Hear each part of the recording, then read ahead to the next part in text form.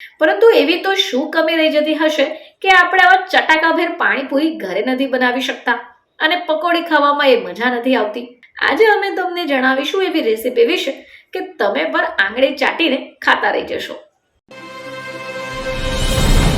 નમસ્કાર દર્શક મિત્રો, ખબર છે .com પરથી હું દ્રષ્ટિ આપ સૌનું સ્વાગત કરું છું. દર્શક મિત્રો, અમુક ફૂડ એવા છે જેનું નામ સાંભળવાની સાથે જ મોઢામાં પાણી આવી જાય અને આપણે એવું હંમેશા કહેતા હોઈએ છીએ કે આવા સ્ટ્રીટ ફૂડ તો સ્ટ્રીટ પર જ ખાવાની મજા આવે, જેમ કે પકોડી, પાણીપુરી, જેને આપણે ગોલગપ્પા અને બીજા ઘણા નામોથી ઓળખીએ છીએ.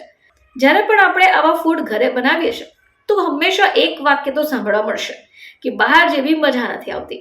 પરંતુ એવી તો શું કમી રહી જતી હશે કે આપણે આવા ચટાકાભેર પાણીપુરી ઘરે નથી બનાવી શકતા અને પકોડી ખાવામાં એ મજા નથી આવતી. આજે અમે તમને જણાવીશું એવી રેસીપી વિશે કે તમે પણ આંગળી ચાટીને ખાતા રહી જશો. તો પકોડી એક એવું સ્ટ્રીટ ફૂડ છે જેનું નામ સાંભળવાની સાથે જ મોંમાં પાણી આવી જશે.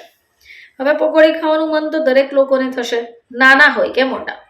પકોડી તમે ઘરે પણ સરળતાથી બનાવી શકો છો, પરંતુ જો બહાર જેવું પાણી ટેસ્ટમાં ન બનતું હોય, મૂડ બગડી જતો હોય, તો આજે અમે તમને આ સમસ્યાનું સમાધાન કરાવી આપશું. ઘરે રહીને જ આ રીતે જો તમે પકોડીનું પાણી બનાવશો તો સુપર ટેસ્ટી બનશે અને ખાવાની પણ મજા પડી જશે. તો ચાલો વાત કરીએ કે એના માટે આપણને શું જરૂર પડશે.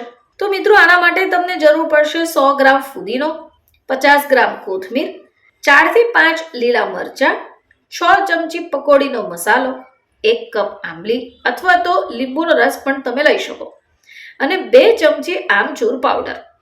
મિત્રો, આ આમચૂર પાવડર જો તમે એડ કરશો તો બહાર જેવું જ પાણી બનશે અને તમને ખાવામાં પણ મજા આવશે. આ સિવાય કાળા મરીનો પાવડર, સ્વાદ અનુસાર મીઠું અને પાણી. તો જ્યારે પણ તમે પાણીપુરી બનાવવા ઈચ્છતા હો તો આમચૂર પાવડર ધ્યાને રાખજો કે એ તમારે એડ કરવાનું છે. પાણીપુરીનું પાણી ટેસ્ટી બનાવવા માટે 2 ચમચી આમચૂર પાવડર નાખવાનું ભૂલવું નહીં. જો પાણી વધારે હોય તો આમચૂર પાવડરની માત્રા વધારવી જોઈએ. હવે તમારે એના માટે શું કરવાનું છે, એક મોટો બાઉલ લઈ એમાં પાણી લઈ લેવાનું છે.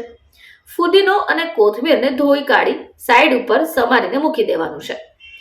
એક મિક્સર જાર લઈ એમાં ફુદીનો, કોથમીર, લીલા મરચાં નાખીને પેસ્ટ બનાવવાની છે. હવે પાણીમાં ફુદીનામાંથી બનાવેલી પેસ્ટ નાખીને મિક્સ કરી દો.